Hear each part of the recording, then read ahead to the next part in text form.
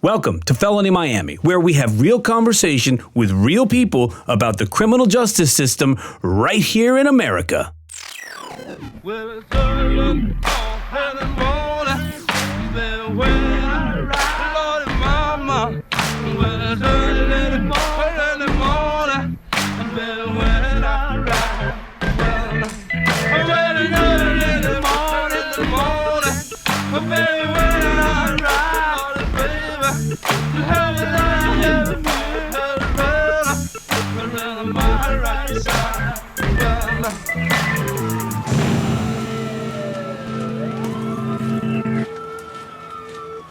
Trauma, hate, distrust, fear, frustration, tears, disgust, abuse, resentment.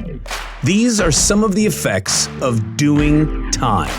After all, programming and conditioning convicted psyches for self-destruction is the soul-crushing business of life in the American prison system. Incarceration may supposedly be about rehabilitation, but more often than not, it's a process that results in committing more crime and serving more time. When kids are direct filed into adult facilities, many live the rest of their lives fighting post-traumatic stress demons behind concrete, steel, and razor wire. And for adults who get locked up, their arrest usually also means arrested emotional development. So, even if they get out at age 50, they're still locked in a mindset of a 20-year-old. For every Malcolm X, there are 10 million felons whose names you'll never know or never hear of, who will never be able to shake their past.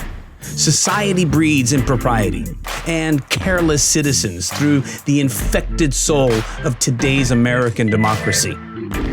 Where there is injustice for one, there is injustice for all. Welcome to Felony Miami. Let's air it out. So, welcome, Felony Miami. Episode 22, I'm your guest host, Bernard Ashby, a.k.a. Dr. B. I'm here with three esteemed guests. I'll start with my guest on my right here, DJ Lyve. Lyve, just tell them a little bit about yourself. I've been DJing pretty much my whole life. You might know me from being on the television show 106 in Park. I was the DJ on that show for 6 years. The Basement. Wrong show, but shit. Same network. Mm-hmm. But now I did actually a segment which was similar to The Basement on 106 in Park called The Back Room. So which had to do with freestyle and new artists coming on and such and stuff, like that too. So very similar. A lot of people confuse that actually. Like me. So we're happy to have you here. Our next guest is Peter Schoenthal, attorney of law. Tell them a little bit about yourself, Peter. Well, thanks for having me. My name is Peter Schoenthal. I'm a criminal defense attorney here in South Florida, born and raised. Fort Lauderdale, live in Miami now. In my free time, I also coach and mentor football players here in South Florida who are now all over the country playing football. And yeah, happy to be here. Thank you. Yes, and also my partner in the FDF venture, so I'm happy to announce that. And our next guest, last but not least, Jamila Lynn. Tell us a little bit about yourself. Yeah, I'm so glad to be here. I have a company. Bottom Up Thinking. It's really a consulting company. I work primarily with historically black colleges and universities on student retention. Former professor at Morehouse College, all black, all male in Atlanta, Georgia. And so a lot of my research is around toxic masculinity, thinking about how to help young men stay out of prison. And ironically, I'm co-parenting with a man who's doing a very long sentence in jail right now, and so how to foster healthy communication is important for me and my 11-year-old daughter, and so I'm here to talk a little bit about my intellectual work, but also kind of my personal realities and the way they come together. Thank you for sharing that. Yeah. Well, definitely. So that's a nice transition into our topic. So our topic today is about the criminal justice system, more specifically prison and prison institutionalization, and also this impact on families. So you mentioned your own story, and we'll remain sensitive to your personal life, but you are also an academic as well. Yes. And I want you to begin to kind of explain to us some of the dynamics that are involved in the institutionalization of mainly males, but women as well, in our prison system and what that means to society. It's kind of a broad question, but I want to know how you would frame the impact of that, just the institutionalization on society. Right. Yeah. Well, I think what I've come to learn, not only through my research and work at Morehouse, but through this parenting experience, is that we really don't understand the institutionalization and its impact. And we tend to dismiss it because we don't understand it. And if we lead with the notion that everyone who is incarcerated is now a really bad person, and the mistake defines that person's worth, right, and the love that we should show that person, then the institutionalization then serves a larger agenda, right, which we know is very much, rooted in white supremacy. Mm-hmm. And so the attack on the black family, black and brown families, we're no stranger to that. I mean, we understand how that has been at work for so many decades, right? Mm-hmm. But now when you think about institutionalization, it becomes kind of super intriguing to think about how many black institutions give up on men and women who are incarcerated and who really believe in the narrative that, to be locked away is to be emotionless, to be savage, to be incapable of loving, to be less than human. I mean, we see that in the recent evacuation plan for, people in North Carolina and South Carolina.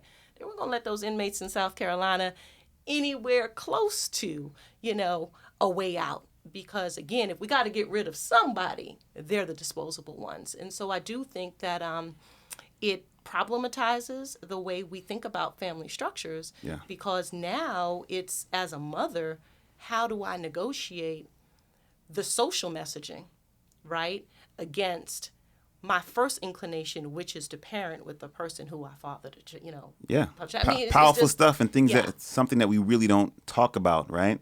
It's a narrative that is kind of ignored. Yeah. So it brings me to DJ Lyve, and many people are probably wondering why is a DJ on a show called Felony Miami. Right.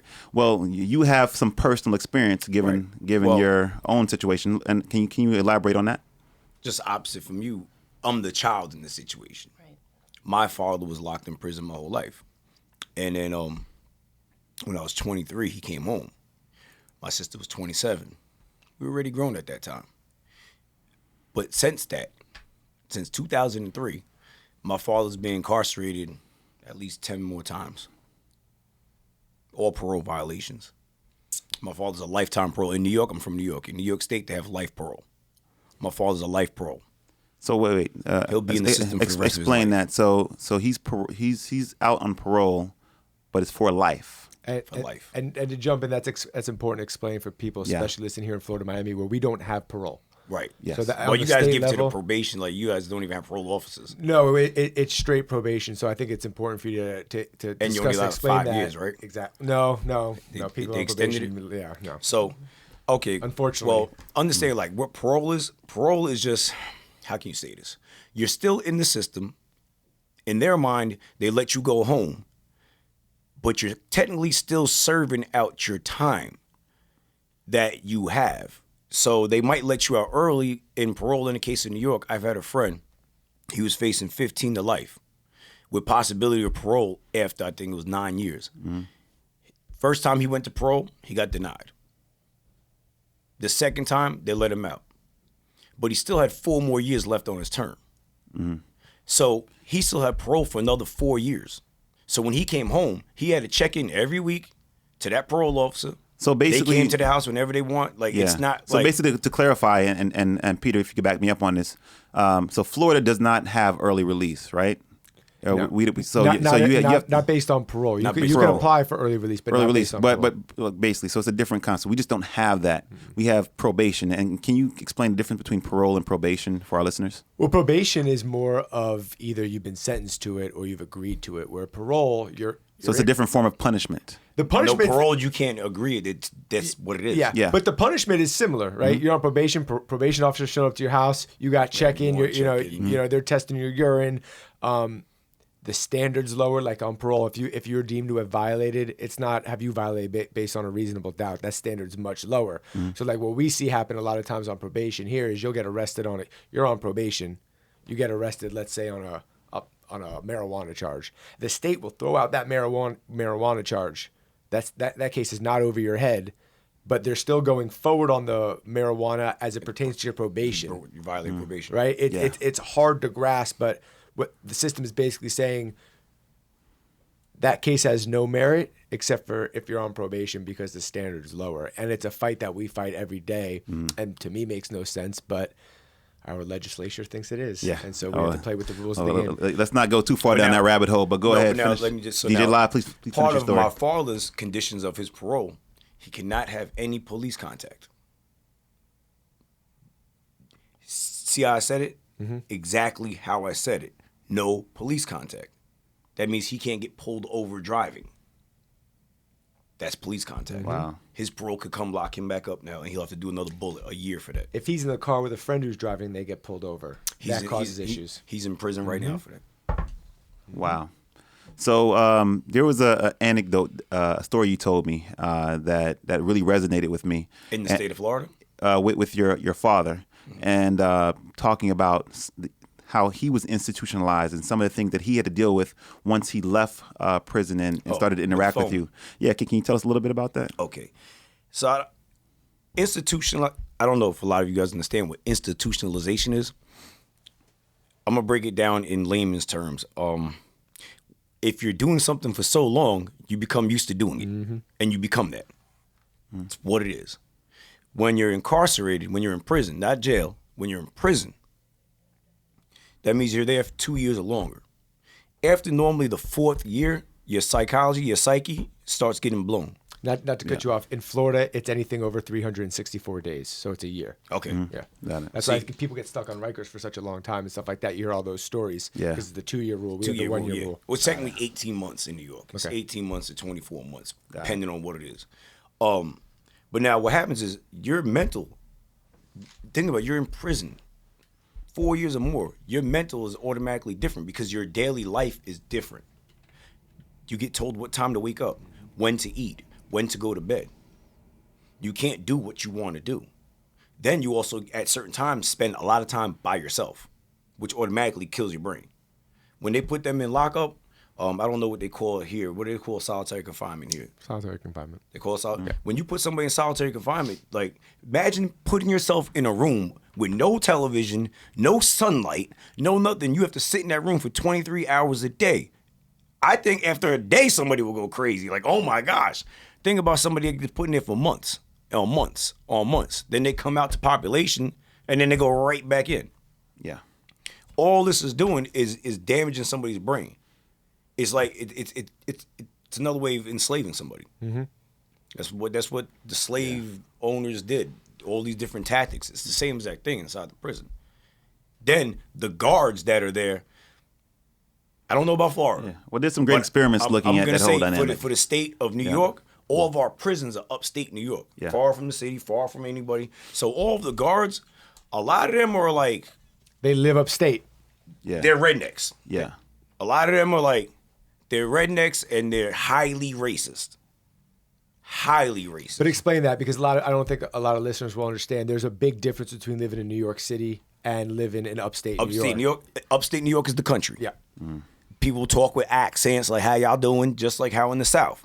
Upstate New York, they actually sound like that because it's the real country. Like a town might only have 500 people in it. I went to high school. In my high school, there was 5,000 kids in my high school, and that was only 10th, 11th, and 12th. That wasn't including 9th. If we included 9th grade, we had 7,000 kids in my high school.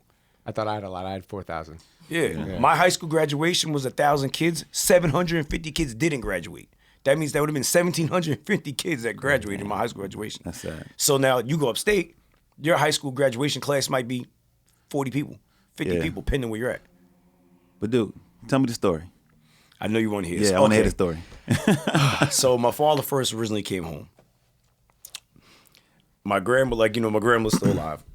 His mother. So this was he came home. This was the next day, his second day of being home, technically. He only been home for one night. My grandma's, I'm there, all happy, like, Pop's home. So my grandma's, she's cooking. She's like, I need some ingredients, whichever it may be. Can you get it from the store? So I'm like, all right, yeah, I'll go. I'm driving. So my father's like, I'm going to come with you. All right, yeah, cool. Come on, let's go. We'll follow. I never bonded a day with my father in my life. I never had a catch with my dad. Played football. None. So of that. how old was he when he went in? How old were you when he went in? Actually, Well, for the big bid, see, my father's been to prison multiple times. He's been in prison most of my life. got it. So most of your life he was the big incarcerated. bid, Yeah, because my father did a 16-year bid. That's Yeah. when he came out in 2003, but he was in prison before that too. got it. But I was 7. Got you. I was 7. So you were a child. You're an adult now. You got 7 in prison. to 23. Yeah. Okay. Yeah. All right. He comes home. We go to the store. Where I'm from, there's like bodegas, corner stores and stuff like that. Bodegas just owned by Spanish people. Like it's like a grocery store, but just super small, you know? So we go to the bodega. I'm like, all right, come on, Pop, whatever. We had to choose between like a product, but it was like between which one. I was like, I didn't know, like, do they want Heinz or they want this? I'm like, I don't know which one my grandmother wants. So I'm like, let me just call her. I got a cell phone. Like, I pick up the phone. I'm like, I'm going to call my grandma. I was like, I'll call grandma and we'll just figure out, because I don't know which one she wants. So he out of nowhere, he's like, no, I'm going to call her. Like, I'll call her. I'm not going to lie. I paused in my mind. I'm like, dude, you just came home from prison yesterday. How can you call her? Like, you know what I'm saying? Like, how can you call her? He pulls this phone out of his pocket. It's the cordless house phone. The cordless house phone. You know, the wireless house phone. He pulls it out and presses like the thing, and I start laughing. I'm like, what are you doing, Bob? What are you doing? The guy behind the counter is laughing too. My father gets upset at the guy behind the counter now. He just came home from prison. He has that prison mentality. I'm allowed to laugh at my dad. Yeah. But my dad's like a gangster type of dude. You can't laugh, so he almost wanted to kill the dude in the store for laughing at him. And I had to tell the dude, I'm like, the dude started just genuinely laughing, like, whoa, what's this guy doing? Yeah. It almost got ugly. But I talked to my dad, I'm like, Pop, hold on, Pop. That's not a cell phone. Yeah. That's a house phone. And he looked so confused. Like, he looked at me like, what? I was like, Dad, that phone cannot go 30 feet outside of the base. Like, there's a little base. He's like, but I saw your grandmother talking outside on the driveway with it. He was like, she was on the phone talking outside on the driveway. What do you mean? Wow. My father had never seen a cell phone physically before. Crazy. And he had actually, at that point, never seen a wireless house phone. Think about it. We stopped using cord in like 1990. Mm-hmm. So he saw it on television, but he actually physically never seen a wireless house phone or a cell phone in his hand physically. So I he thought they were the same thing. So I think that's a great anecdote to institutionalization, right? Yep. He was in prison for a long period of time, and our prisons are supposed to be a place of rehabilitation, right? And it's supposed to, obviously punish people for their crimes, but put them on a path to being reintegrated into society. And many people, right, objective people, will disagree with whether or not that's actually true. And so I definitely want the academic and the attorney in the room to comment a little bit more on really what goes on in prisons and how that how prisons actually prevent people, for lack of a better word, from being reintegrated into society. Yeah, no, it goes exactly to what you're talking about, and you kind of jumped the gun on me right there, because I was going to talk about, the point of prison isn't just punishment, it's to rehabilitate, right? Mm-hmm. And we are failing so bad at the rehabilitation issue, and you've got to look at it from this, your father was in there 16 years. That's like almost like a lifetime. Yeah. So not only are you in somewhere for 16 years, you were living in a society for 16 years. Prison is a society. Yes. You have your way, you have your structure, you have your schedule, and oftentimes based on if you, depending on who you're hanging out with or if you have a job, you have a purpose. Right. And when we don't get you ready and there's no rehabilitation and we're not teaching you about cell phones and we're not teaching a trade and you're not ready, when you come out, you almost don't know what to do, and it mentally messes with you. You have no purpose now in life. A lot of times your family ain't there anymore. You got no money in your pocket. You don't know anyone. You're by yourself. I mean, one of the best movie scenes that illustrates this is Shawshank Redemption, when the old man gets out. He's been looking forward to this for 50 years. He gets out and he's like, I don't know any of this world. I don't have a place here. I don't fit in. He takes his own life. you at least know who you are and what you're supposed to do in prison. And if we're not teaching you what the next step is and what you're supposed to do and what you're supposed to know when you get out, what's the point? We're setting people up for recidivism. Yeah. We're setting you up to go back. You don't need parole for that. You don't need probation. Right. And you self-sabotage. And, not teaching and doing all that goes, it's a funny movie, the movie Life. You talked about your dad with the phone. That reminds me when Martin Lawrence goes to the bus station and he's seeing all these people walk by with afros and he's like, where am I? You know what I mean? Yeah. But that's real. And everyone in the world needs a purpose. You need to know your purpose. And if you go from having a purpose, even if it's in prison, to not, that messes with you. But society's going to tell you, like, you should be grateful. You're not behind bars anymore. And inside, you're struggling with that because you're saying, they're right. Why do I feel this way? And now you start making bad decisions. And I think now you start thinking something wrong with you. That, right. So when we think about material culture and we think about the phones, in some cases, key access might be a little interesting for people. I mean, we've heard these stories. But to me, I'm so interested in the emotional intelligence piece. Yeah. Because not only do you not know how to navigate in a new world, new to you, you also don't know how to engage At all. people. At all. Yeah, So because you don't in the know how prison, But that goes back to you have what to we talked survive, about. right? Absolutely. Yeah, So before we came in here, we were talking about that. Not only is it a different, life, you have to adjust your mind frame when you're in prison. Yeah, you have to You survive. got to shut your emotions down a lot of the time. You got to survive, and you got to sometimes be someone you are not. Right. And if at you the do that same long time, enough, though, you're become that. parenting. You're parenting with a person who expects that you will emote, that you will emotionally invest because you're not dead, but you're living and breathing in a space marked for your death. Yeah. So how do you ask a father to emote knowing that the space that he's in to do that could set him up to be killed? Wow, that's So powerful. I think it's a duality. It's an irony that that we don't always think through as mothers, because we're looking at this kind of disconnect, right? We know the physical disconnect. You're federal, you're moving all over the place. Yes. So he's been in D.C., he's been in South Carolina, he's been in Arizona, he's in Texas now. So I've kind of wrapped my brain around the migration and how that happens. That in and of itself is a huge learning curve. But That's federal. federal. How do you manage your expectations of a man who wants to be a father, is a good father? Your child remembers him as an incredible father. You know him as an incredible partner. How do you manage your expectation of the emotional investment when to make that puts him in a vulnerable place? so being emotionally available makes you weak, makes you a target. Exactly. Yeah. You need to be emotionally. And so imagine the predicament you're putting someone in who's on the inside. And it's very hard for the family to understand that. Yes. And you bring up an important point, which is the impact of prison on families. And you mentioned the emotional aspect of it, right? And DJ Lyve, your father was in prison, in and out, for a long time. My whole life. How is your relationship with your father in terms of like that emotional connection? Nowadays, I'm the father. When my father came home from prison, he couldn't cope with it, started using drugs. Something he'd never done before. Started using crack, doing different things.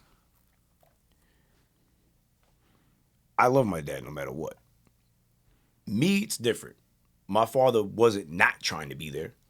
He just couldn't be there. It's not like, you know what I'm saying? Yeah. If he had a choice to be there or not be there, no, he would have been there. But he was taken away. So I don't fault my father for being in prison, because whatever he was doing, he was trying to provide for his family. So did he have an emotional connection with you, like a loving approach? Did he engage you and talk to you about intimate things that were personal to you? No. How? He's in prison. My knowledge of my father is going to see him in prison. But Not of even being home at all. Like I told you, I never had a catch with my dad. Go ahead, Peter. But Yeah. you had mentioned something about when you're inside being emotionally stunted and emotional growth. And when you asked him now, what's your relationship like? Yeah. You're the father, because you're the one that has emotionally grown, and he's had to stunt that growth while he was in there, and it has affected his life on the outside because we did not do a good enough job rehabilitating him to be ready emotionally. When he came out of prison. So now, since he's been in prison, right? Because they would do all types of stuff to make more money, to do whatever. So now my father is legitimately registered bipolar. He wasn't bipolar before, but they gave him so much depression drugs, some of the other things. So now, my father thinks he's bipolar, and actually is bipolar now. My father has emotion swings like that. I mean, he could be like, "Hi," 1 minute, and the next minute want to kill you, and really want to kill you, and do it, like that big of a swing. And violent. You also feel that in the communication too. At least in my experience, you can tell when there's been some kind of incident in the prison. Because you can go from, I just got out of a class, we're reading this book, you can check this author out, like a kind of relatively high-level intellectual conversation where we're talking about politics, we're talking about the exciting candidate, right? We're having that. And then there's 2 weeks silence. Now I know there's lockdown. Now I know what that means. Like I've had to learn the schedule, so to speak, and the rhythm of how things are, because nothing is consistent. Right. The only thing that's consistent is the time, right? And we, if we choose, we mothers and children, we do that time too. You do. So Professor Lynn, right? So you're very unique in that you just happen to be an expert in this particular area, and you're dealing with it on such a personal, intimate level, right? How has that helped you understand or navigate your relationship with the father of your child, being that he's in prison? That you just articulated your relationship and understanding that he is, in a institution that things are going on and it affects your relationship. Do you think that gives you more insight than a normal person would have if they were in similar circumstances? Well, it's one thing to intellectualize it. Yeah. I understand the theories. Yeah. I understand that my job with young men in college is to make sure they don't end up there. Like, I understand the purpose in that way, right? My professional commitment to changing the narratives for the lives of Black men, okay? Yeah. But the emotional piece of it makes it real in a different kind of way. And we were talking about that. So, he has been away for 4.5 years. He has 26-year sentence. So it's only now that I think I've been able to take the shame out of it for myself and my daughter, because being an academic means that there's a certain kind of respectability politic that you subscribe to, right? Yes. So you might buck the system all you want, but when you're chasing tenure, when you are publishing, when you're on the road at conferences, you're an extension of that institution. And depending on the culture of your institution, this world that we're talking about, lockdown, solitary, has really only become interesting to certain thinkers in recent years. Correct. Right? So Correct. I'm Yes. saying? Let's be quite honest about that.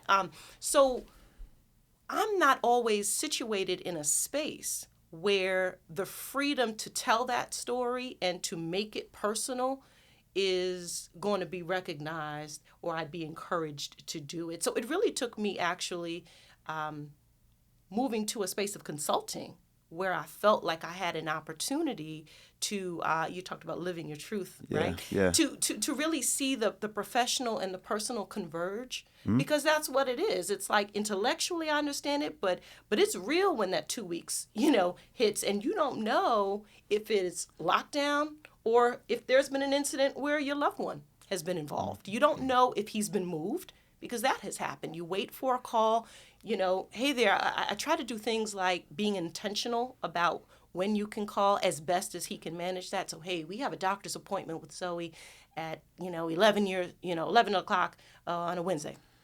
And can you try to call and around that window, maybe at least we could put you on speakerphone so you can have some connection, right, with that. Again, feeling like my voice, my opinions, I can be a father, right? Like those things are real. So you try to schedule in a way where, he can be included as much as possible. But, having the two worlds converge now, you don't always know. There's a sense of anxiety. There's a constant anxiety, and I think you probably would agree with this. Like, why haven't I heard from him for 3 weeks? Right. Probably got transferred. Probably got transferred. So it's been a thing where we've had like video calls set up, and he doesn't show to the call. Now, I have a question. If you so don't what mind does me that jumping mean? Yeah, go ahead, jump in. They have that nowadays. So They do Peter, have go ahead. video calls. Do you struggle, or how do you deal with, because you're the academic and you'll feel these emotions and you know where these emotions are coming from, you know what's driving these emotions, but at the end of the day, they're your emotions. Do you struggle at times with, like, I understand where it's coming from, but I just can't help but get caught up in it? Absolutely. Yeah. Absolutely. It is, it's constantly making sense out of something that in many ways is not adding up, right? And when you are the primary caretaker, there's a sense of balance and stability that you're now responsible for in your home. And so how to recognize his circumstances, how to understand his inability to, for example, grieve, his inability to process his thoughts, how to understand those circumstances and give him some bandwidth to act out and have skin tough enough to take it. Yeah. It's a commitment that we make, and we continue to recommit, but there's a kind of toughness that you got to bring with it, because you will be tested. And this is really a narrative that's not talked about when we talk about criminal justice or reform or some of the iniquities that exist. We never talk about the emotional components of it. So I'm glad that we're talking about it now. I wanted to transition a little bit to talk about the impact on children. And DJ Lyve, you are a child of someone who's incarcerated, correct? And a question that comes to mind is, why aren't you locked up? Like, what's different about you than your dad, and how has that impacted you in your own life, basically? Simple question for me. Because of my community, because of my family, because of my friends, and literally my community around me. See, me and my father have the same exact name. So when I was young, everybody calls me by my middle name. Because if you call me by my first name, and long story short, there was kids I used to play with when I was a kid. When they found out my real name, they would go back and say it to their parents, and then their parents wouldn't let them play with me no more. Got you. So because who my father was. Okay. Not because of who I was. I'm like one of the happiest dudes alive. I'm like, I'm nothing like him. I'm like, what? For those of you who don't see him, he's got energy. Yeah. Great energy. He's happy. Oh, yeah. Hoping you I'm can just feel saying, it. it's like, for me, even as a kid, I had to become very mature as a kid. I'm talking about like not a 13-year-old. I'm talking about like a 5, 6, So 7, you think that 8-year-old. affected your innocence? Do you think you had to grow up This quickly? is the reason why I didn't see in my whole entire life. I was blessed to realize what I want. I got showed what wasn't good. You see, not what I don't want. I say what I want. So if you don't mind, can you talk about the dynamic between your mother and your father, and if there's anything that she did to protect you or 100%. or mitigate the impact of him being in jail? Real simple. I've been in prison. My father's African American. My mother's white. Okay. Right. I was raised in the 80s. At a time where that wasn't even cool. White women raising 2 black kids, not cool whatsoever. At all. Yeah. I'm telling you, I understand. went through so much with that, Yeah. right? But my mother was a very strong person. And my mother had to look at it like, well, what am I going to do? I have no choice but to take care of my kids or crumble. They would have took us. They would have took me and my sister. Yeah. So my mother always made sure that she put me around my grandfathers, my uncles. Even he's my brother, but he's really my older cousin. But I call him my brother because in my life, he's my brother with me every day. So she made sure that I was around the good people that could be in my life and not around the bad people. Because I have a whole side of my family that I barely even know, but they're bad. Yeah. And they're my first cousin. So your mother made sure she tried to create an environment for you that allowed you to for me and my sister to know what it's like. You're not gonna be like this. I'm gonna put you around people that are positive. Like all my grandfathers, super hardworking guys. One of my grandfathers in Pearl Harbor, like wow, very great men. Yeah. Everyone she put me around was like really great men, not good men, great men. So I was able to be around them and get my man stuff from them. You feel what I'm saying? And I could look at them like, man, they're all spitting examples, like, you know? So she really instilled that. And then when we were home, she was very strict. My mother was very, very strict. Not as strict as me, because I'm a boy, but on my older sister, she was super strict on. My older sister was working a job since she was 12, 13. Oh, wow. 12 years, 13, like, you know what I'm saying? So she was super duper strict in a good way, though. So Professor Lynn, I mean, this is personal territory, and you could choose not to answer, but you're a mother, right? And you're the mother of a child whose father is serving time. You mentioned earlier that you sort of have to have a thick skin, so to speak. You have to be strong. But how is it being a mother to a child and trying to protect her from her father's situation? Is there anything in particular that you're doing to blunt the impact of that situation? You mentioned some of the emotional issues and the issues that he has to deal with that affect the communication with you, but I'm sure it impacts the communication with his daughter as well. Yeah, sure. So, I affirm her father. I think the greatest thing we could do as parents is to affirm our partners. And by partner, I mean, the person who we're co-parenting with. I hold him up in spite of his mistake. He made a horrible decision. And at the same time, I hold him accountable. So I affirm him and I hold him accountable in her eyes. Yeah. She's got to understand that there are consequences, right, to every act. I mean, she's got to get that. This is such an incredible life kind of teaching moment for her. I'm really enjoying the conversations we're having now, because when she was younger, it was like dealing with the physical absence of her father. He's not coming to soccer. He's not coming to PTA meetings. He's not showing up. So how old was she when he 6 went years away? old. And did she understand that? Was that explained to her? Was she kind of protected until she understood? Or was able to understand, I guess? It took us about 6 months Okay. to get the narrative together, because we wanted to make sure that we positioned it in a way that was sensitive to the fact that she's 6 years old, but also truthful. What I never wanted her to feel was that I lied to her. Yeah. Because that would ruin the bond between us, and now it's us. You get what I'm saying? And so some people may disagree with how honest I am with my daughter, but I feel that there's a respect that she will have for me and for him, because we gauged appropriately how much she could manage. And it's forced her to grow up. Mm-hmm.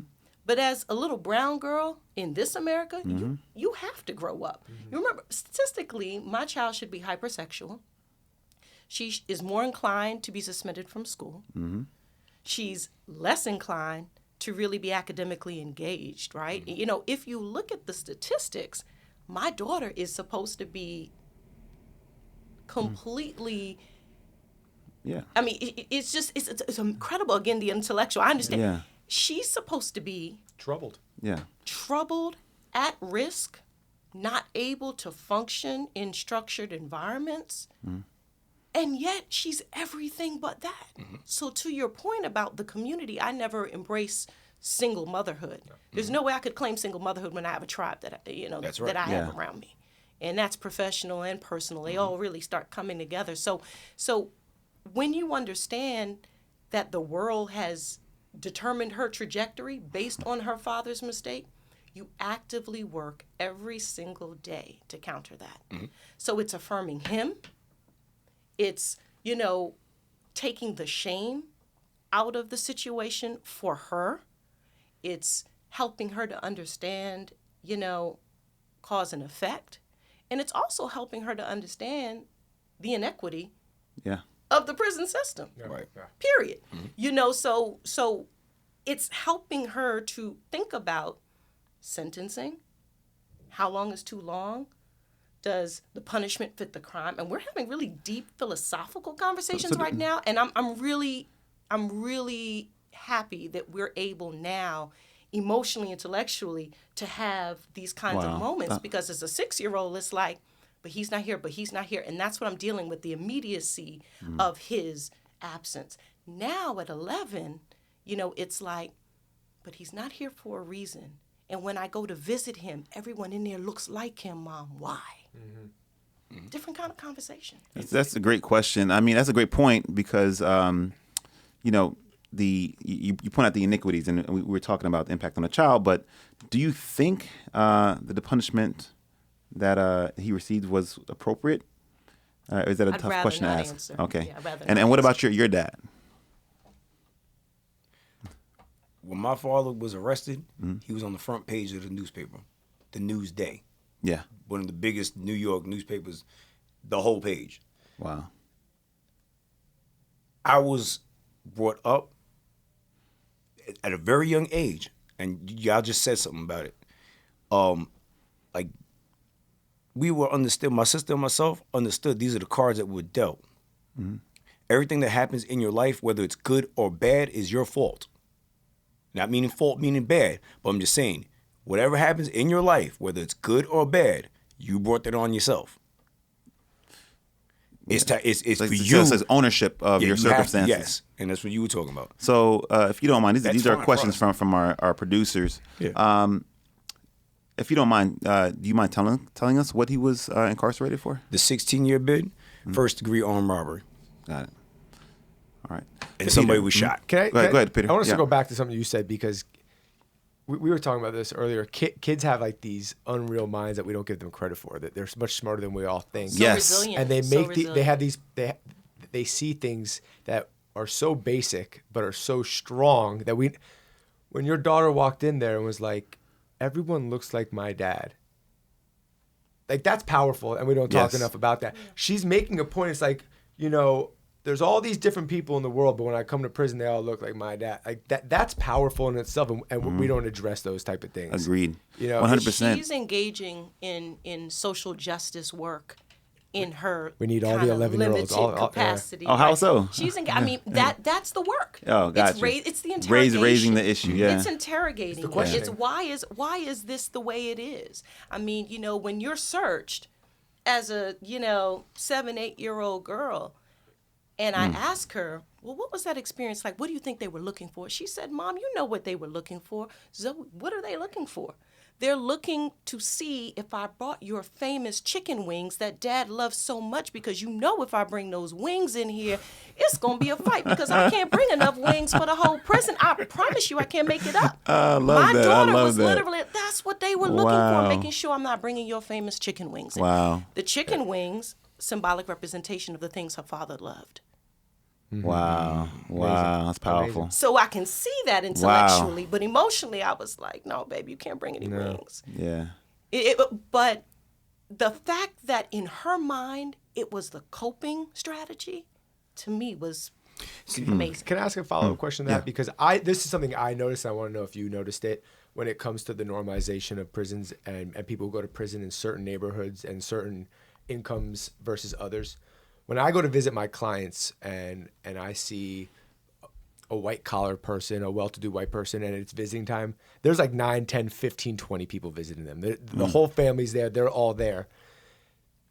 Sometimes when you see people from low-income areas or African-American or other brown people, there's 1, 2 people maybe there. And I think, let me know if you think it's because they're so normalized or they're so used to people going to prison and being treated differently that it's no longer like, I need to go see them, like, or it's not as new to them. Like a lot of these families on the white collar, you can tell when a new white person has just been arrested and it's in the first 2 years because like it's like Sunday picnic when it's visiting time. Wow. Everyone's there. And is that something that you also notice when you go to visit?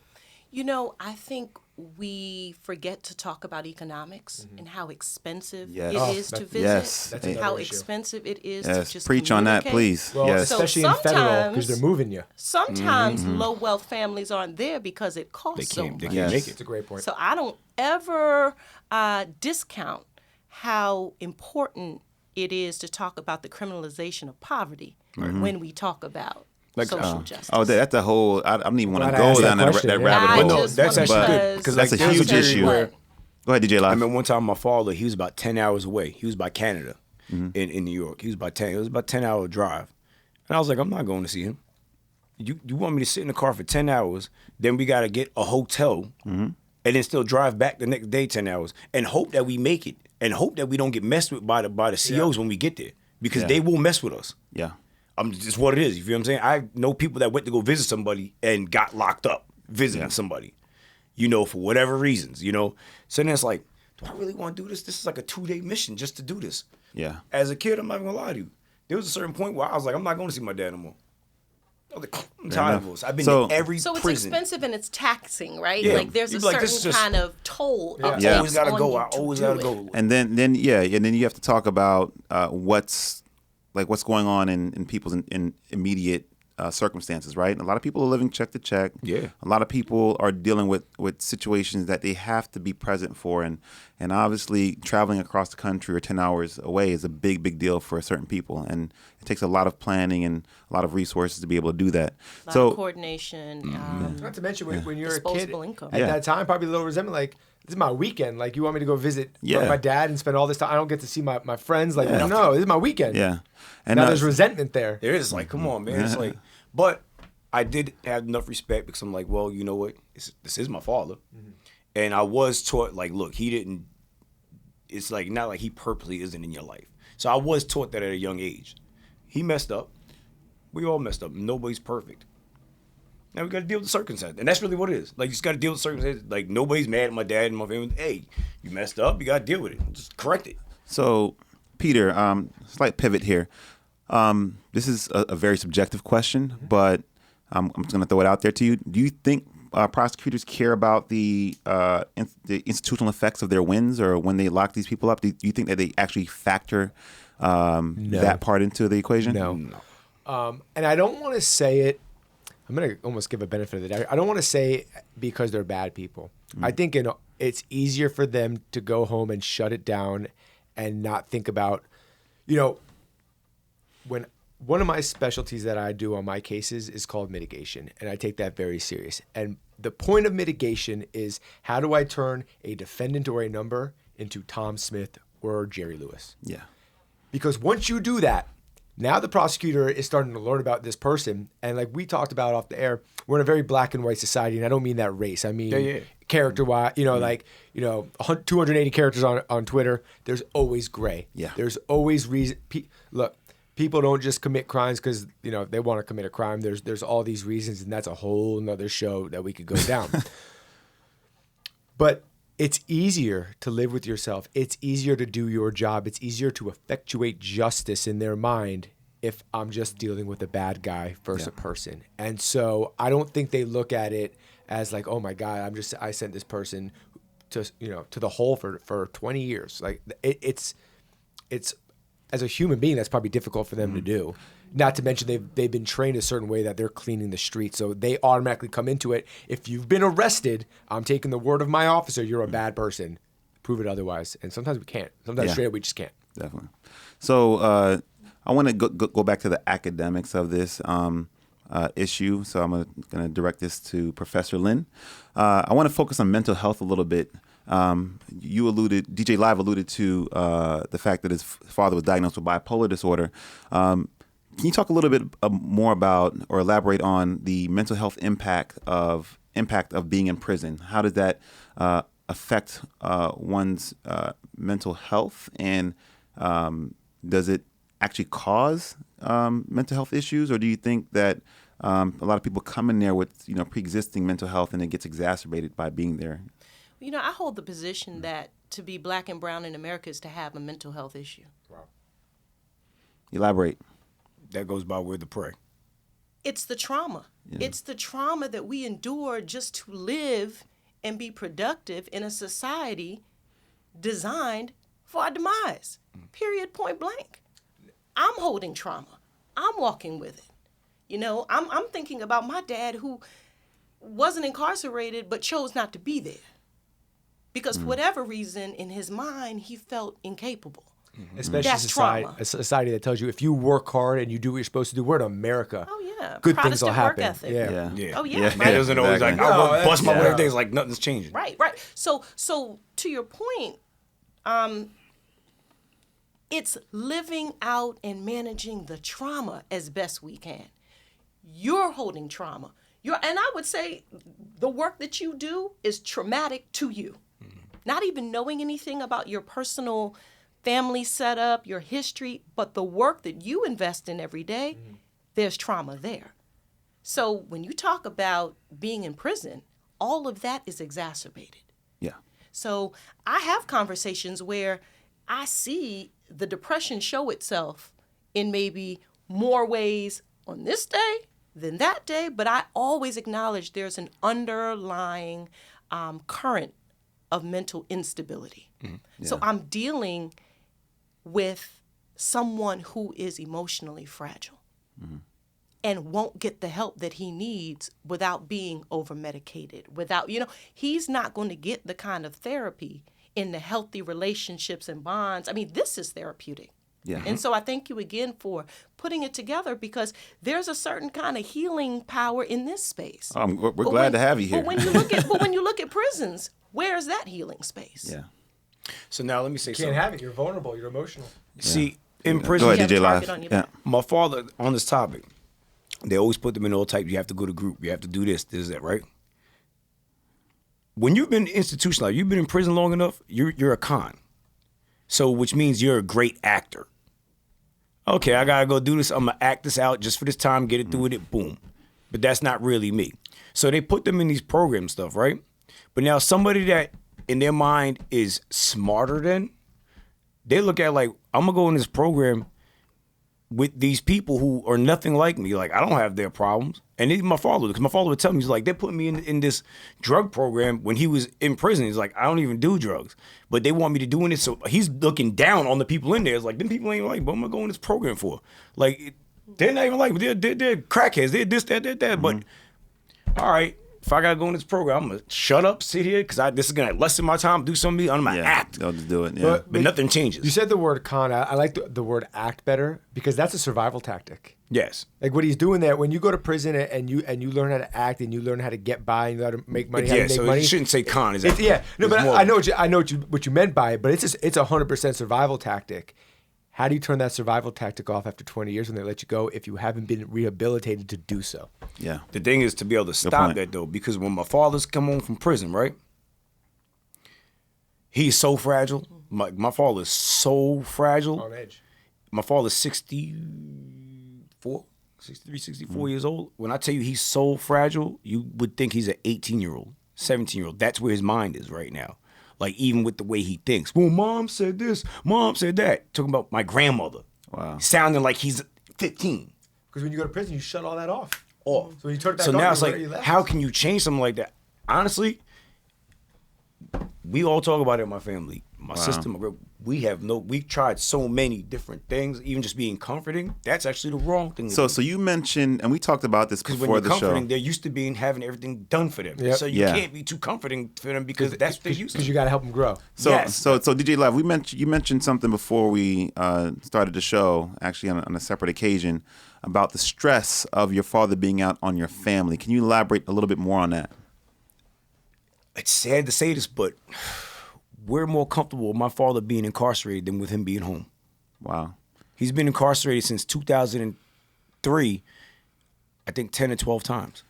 But why was it so stressful for your family, him being out? So you mentioned his Because, mental you know, his my father- mental Think fragility. about somebody, you put somebody into a world like, take us right now, say Mars is built up, and you throw us into Mars. We don't know nothing. We don't know the language. Like, we might be able to, we like the language Yeah. and what's going on nowadays. We don't know nothing. We don't even know where to go. We know nothing. Yeah. So what do you resort to? It's like when somebody like, oh man, I don't have a way to eat. I don't know how to do this. I don't know how to work. So what am I gonna do? Do what I did in the prison system. Steal. Rob. Kill if you have to. These are just things not because maybe they want to. These things survival. So they kick into a survival mode. That's why when people like they become animals, they really do become animals. You have to. Yeah. And now you're home here. You're in survival mode. So you're doing whatever it is because you don't understand the world that you're in right now. Yeah. And now you're worried about that person nonstop. Non-stop worried about it, like non-stop worried. Like even like my father, like, oh gosh, he didn't go to parole today. Why didn't he go to parole today? So- they're about to come get him now. He's about to be locked up for 2 more years. So 18 months. I'm gonna tell you from dealing with my clients and then the kids that I coach whose fathers aren't around, that's a totally normal feeling. Yeah. Like that's like 100% normal. And it goes back to, you're used to it. 20 years of living on the inside, it molds you to be who you are and how to live in prison. You spent the last 20 years living without your dad, not having to worry about that. Now you're being thrown a wrench. And I bet you there's guilt that comes with that. Imagine when you have people say, I just saw your father. Oh, your father this. Yeah. Somebody sends you a text message of a clip of your father on the news. Going back to prison. That's what just happened recently. Oh, wow. Yo, check this out. This is your father on the daily 6 a.m. news. Oh, gosh. It's like, what is he doing now? Like, my father was like, he was more like, it's different. My father wasn't a drug user when he went to prison. He wasn't really, my father was like more like what you would consider like a gangster. That's what they considered him. My father got locked. The charge was for first-degree armed robbery, but he had racketeering under him. He had extortion under him. He had a bunch of other things under him, murder, a bunch of other things. But that's what stuck, what they were able to get him on officially. You feel what I'm saying? Well, that's powerful. So back to Professor Lynn. I want you to talk a little bit more about masculinity, hypermasculinity, and its impact on interpersonal relationships, and especially how prison factors into that. Black men just don't have a language to emote. There isn't a language to express insecurity. There isn't a language to express fear. There isn't a language to express doubt. There isn't a language to express grief. There isn't a language to express pain. And so this expectation that they're going to be these highly communicative men, that takes intentional work to build. You are building a language for a person to be able to access and use, right, to share ideas and thoughts in a world that is invested in keeping him mute. Mm-hmm. So the work that we are doing around Black masculinity, and I applaud Morehouse and so many other institutions for recognizing toxic masculinity beyond class. Because typically we want to think that if you can't communicate, right, that directly correlates with your economic, status, so to speak, exactly. right? And I'm not saying or there's education some, level. Well, and I'm not saying there isn't some validity there, but what I am saying is we're recognizing, I think, in a different way, how the ability to not communicate cuts across. Like, I have 4th generation college students who still struggle with the posturing of how to appear, right? To be hard. I have 4th generation college students engaged in criminal activity when their parents, stroke one check and pay tuition. So there is something that has been glorified about Black masculinity, right? That is defined in these other terms, right? Criminal behavior, hyperaggression, hypersexuality, right? Those things cut across social class. Yeah. Mm-hmm. And so if you think about your point, the acting, right? If you think about the stage that you find yourself on every day, we were talking about examples of positive, right, role models. If you glorify the men who are assaulting women, not only physically, but, verbally, okay? If society shows you that you could get ahead by stepping on other people, by, hurting your community, by, if that is what we call success, then we have to deal with the facade, right? And I use posturing. It's the posturing. It's wanting to fit in. It's social acceptance. Mm-hmm. Mm-hmm. But what really kind of the deeper issue here is, why is it that success is defined in those kinds of terms? You get what I'm saying? For Black men, like, what is going on? Because your dad can be a doctor. Why are you selling drugs? Mm-hmm. Okay. Your dad, you see, bigger than what we were like. We were talking about that earlier. It is so layered. Yeah. This right. whole And it's thing. confusing. Like, well, like you said, your dad's a doctor. What do you even? This doesn't even make sense. Social acceptance. Yeah. You're right. Now, there is one way. The only way that I'm gonna say is people that have been incarcerated do communicate is through music. Mm-hmm. That is art's so important. Music is probably one of the most followed things, period, in this world. Music is more followed than religion. hands down. So now when you think about it, with our world, with the urban community, with hip hop. Well, hip hop's pop now. We were just talking Hip hop about is pop. that. Yeah. Hip hop is pop. Popular music. Yeah. You know, a lot of people that have been, like you said, through the thing, they're rapping on what they seen. They're letting their emotion out through what they seen.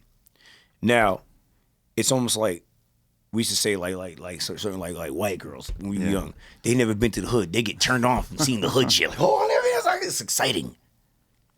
That's what's happening. It's the glamorization of hood life. It's just exciting. Until you have to really, Because like, people always love the bad guy. Why do you think they used to like Al Capone? Why do they like? You were Pablo Escobar shirt. Still to this day. Yeah, but it's the convenience of that too. Well, You know what I mean? This is a great segue because we're going to wrap things up pretty soon here. And I don't want to get off on too much of a tangent, but with you mentioned music, hip hop culture in particular. Do you think the music is influencing folks, or the music is just a manifestation of what's going on in our communities, or As a combination of both? It's a combination of both. If you were to take this if you took this to like 1993, 92, they'd be like, no, the music is not influencing people because half of the rappers, they would tell you like, I'm just making this is like a story. I'm making it up. They would say it. You see all the interviews back in the day, like I'm just making. This is what my friends do. I'm rapping about what they do, not what I do. I don't do this, and they'll say that. I'm like, oh, I'm not about this. I go to school. Yeah. I went to St. John's University, like it's Run DMC, like you dig what I'm saying, like like so it wasn't about. So back then I would say no. Now 100% because now you actually have people that really live that life. Yeah. That's your artist that you're looking up to. Back then you didn't. Back then you had more artists. Yeah. They were really actually just artists. They weren't really selling drugs. They weren't Alpo, really like the big drug dealers here back in the day. quote, They were gangsters, rapping. Yeah. The people that were rapping and singing and stuff, they were really just rapping and singing like artists. So let's wrap it up on that note. Real people. Yeah, let's wrap it up on that note. Go ahead. I just want to do one. Go ahead. Yeah. Go ahead. Just one thing real quick. Yeah. So this is something that I learned today by listening to you. So you talked about like what your daughter's going through, right? That reminded me of my sister, but not of me. Interesting. You see what I'm saying? Oh, yeah. So I just learned something. I'm like, But you know how it always goes. Daddy's a little girl. Yep. Mommy's a little boy. So now it's making me realize something like, because my sister just finally was able to be like man enough and be like, I'm not taking this no more. And because my sister used to always be emotionally down and why I'm a daddy and whoop, whoop, whoop, whoop, whoop. Just like what you're saying. Yeah. Oh man, yeah, you're opening up another can. I was never like that. And like the emotions and black That's males another podcast, versus right? women. Yeah. I was never like that. I just learned something today by you saying it, and I just wanted to talk about this because that is sticking out to me. Like when I leave here today, I'm gonna call my sister. I'm like, hey, but it's only now to this day, like now that I'm older, I can understand it, and I can understand where maybe like the daddy's a little girl thing comes in. Yeah. But for me, I wasn't affected like that. Well, I'm raising a warrior. That's it. Sounds like that. I'm I raising love a it. warrior. And like what you said, like you see Yeah. all the things. My sister was an academic All-American.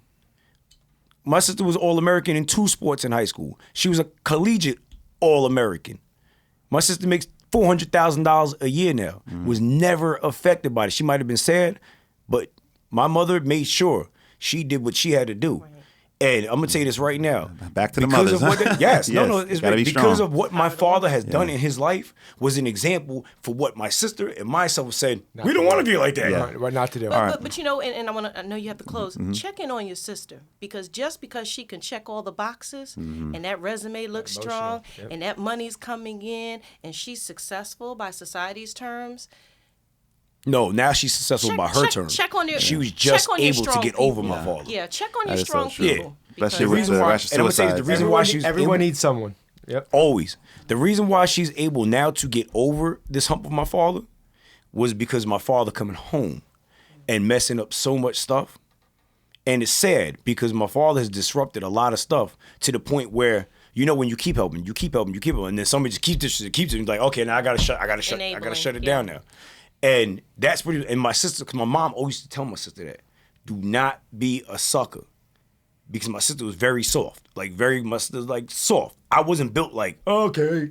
My sister was like crying and stuff like that. I was raised to not cry. I'll get hit if I cried. But that's by that my toxic mother. masculinity again. That was by my mother. Yeah. And the guys like, what are you crying for? We don't cry. Wow. We're all You dig what I'm molded by saying? our Like, experiences. This is this is the life that we're in. We dealt with it. Who cares? Yep. Let's move forward. You know. So, but with my sister, she just shut down because of all. I guess now she's starting to realize, like, Pop, you're killing me now. Like, you're disrespecting me. She's exhausted. And now you're disrespecting me. She's exhausted. So one of the things that we do at the show towards the end is we ask our guests what their musical preferences are. And so we frame it different ways based on, based on our mood. But I'll frame it this way, and I'll start with the professor. And I'm going to work our way to DJ Lyve because I'm very interested in what you have to say. But basically, what music right now is resonating with you? Like, what musician or song or genre is really resonating with you, and why? Oh, I'm listening to Ella May hard. I so love what the sisters are doing in terms of really promoting self-care. To point about your sister, check on your strong friend, right? I appreciate that work. There's a lot of healing power in that work, and really just acknowledging sometimes the complexities that come with being a woman. We take for granted that we just put on the cape and kind of go. Yeah. And so as a woman who is invested in a lot of different projects, building my brand, raising the warrior, being a lifeline to my co-parent, as a woman who is stretched in all capacities, that artist helps me to take a break and remind myself that rest is necessary. And rest and sleep are different things, and that's self-care, doctor, right? Yeah. But I'm looking for self-care art. Balance. I'm all about that right now, and so she's dope. She's a dope artist. Agreed. Nah, she's a vibe. Go ahead. My answer is nowhere near as cool as that one. But Go ahead, Peter. Yeah. Yeah, it really all just changes. I mean, right now I've kind of gone back to like listening to what I was listening to in high school and college, and I got the Carter 2 in my car right now. I just finished the Blueprint the other day, so I'm kind of getting back to what I was doing in the early 2000s, which I wouldn't be upset if it made a little comeback. So Nice. All right, DJ For Lyve, what me, you got for us? I'm a mood listener. There's nothing that I could tell you like, oh, this is what I'm listening, this is what I'm feeling. Yeah. I'm all about mood. If I'm having a bad day, I'll listen to a song that makes me happy. Yeah. Gotcha. But I listen to so much music, I try to not listen to music. Gotcha. I got it. Like on my ride over here, the radio wasn't even on. Like, Gotcha. it's all day long. It's Like music is your life. Yeah, it's my life. So it's like sometimes for me, I gotta take a little break from it. So let me ask you a question, just because you're DJ Lyve, right? Do you have a form of comfort music? Is there certain music that you can play that makes you? That I can. Okay, takes so takes like, the edge off. Like I said, it's about mood, right? Yeah. Now this might be weird, but I'll listen to Madonna, Holiday. Holiday. Yeah. That was one of my mother's favorite songs. My mother died 5 years ago. Gotcha. So I changed it around because I used to be crushed when my mom died. For almost 6 years, crushed. Wow. So now what I do is I've learned to take that emotion and turn it around and think happy. So when I listen to Holiday, rather than getting sad, I think about the time seeing my mother. that's amazing. Yeah. And it's now it's happy. It's like, yeah, mom, I talk to her. Yeah. Mom. Like, you know what I'm saying? Yeah. How, like, to that. Like, you know what I'm Gotcha. saying? So that's really where I sit when it comes to music and the influence that it would have on me. And if I was to listen to music, I listen to it nowadays to get that feeling. Like even Love and Happiness, Al Green. Yeah. I'll listen to that. And I'll just think about when I'm young and it just makes me happy. Gotcha. I just want to be happy. You dig what I'm saying? Listen, that was a great answer. So what I didn't mention before I wrap up is that my brother is also incarcerated, and he has a daughter, my niece, who I'm very much involved with. And a lot of what we talked about is very, very much so salient to me. And I'm a physician, I'm a cardiologist, I'm quote unquote successful, but his getting locked up has affected me, and it has affected her. And it's a struggle that I deal with co-parenting actually, and helping raise her with her mother. And luckily we do have a village to help raise her. And she's a thriving, spunky, very confident young woman that knows her self-worth and is quick to tell you that. And so not everybody's as fortunate to have that. And I definitely count my blessings, and I appreciate all of you guys sharing your personal stories and talking about it from a professional standpoint as well. So with that said, we're wrapping up. Go ahead. One thing? Yeah.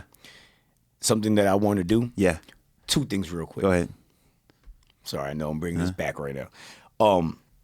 Well, I'll just stick to the main point. Something that I want to do is, since we're wrapping up and we're talking about this whole entire topic, eventually I would like to try to structure, and I'm with some great people right here, so I could put this thought out here to you guys and whomever's listening. Yes, put it out there. I really would like to structure something like you used to have guidance counselors when you were in school, a place that people that were incarcerated can go to. I'm trying to say, I've been trying to do this for like 10 years. I just don't know how to do it, to be honest with you. It's just my thought. It's in thought process still, idea. Well, listeners, are you listening? Go ahead. This is what I'm saying. So a place where, like, not a community center, but where people can go that are really like, that's been locked up for a while, where there's so many opportunities for them that they actually don't know, even programs for them. So it's like when they come home, they think they have nothing. So they have somebody that can go talk to, a psychologist, a friend. Like just somebody, a regular person that they could talk to, relate with. Then also somebody that can sit there and say, well, look, you can get health insurance. There's a program for you because you've been incarcerated for 4 years or more. You can get this. You can get that. An incarcerated job fair. Yeah. Access. So people can go and they're feeling down, like, because it always happens when that person is depressed. Right? That's when they do something. Oh, I got nowhere to go. I don't know what to do. I'm on the street now. Freaking, I'm about to go rob this person The excitement of getting out wears off and life hits you. So that before they go, I'm gonna go rob this person. Let me go into the community help, whatever we call the program. Let me just go into that today. I'm just gonna go in there before it. Well, I'm gonna wrap it on that note. That's a dope idea, and I think a lot of people who are listening to this podcast and watching this on YouTube would definitely agree with you. And I appreciate you sharing that. And if you have any comments or questions, you could check us out at felonymiami.com. For the Felony Miami team, this is Dr. Ashby. It's been a pleasure hosting the show today. Signing out.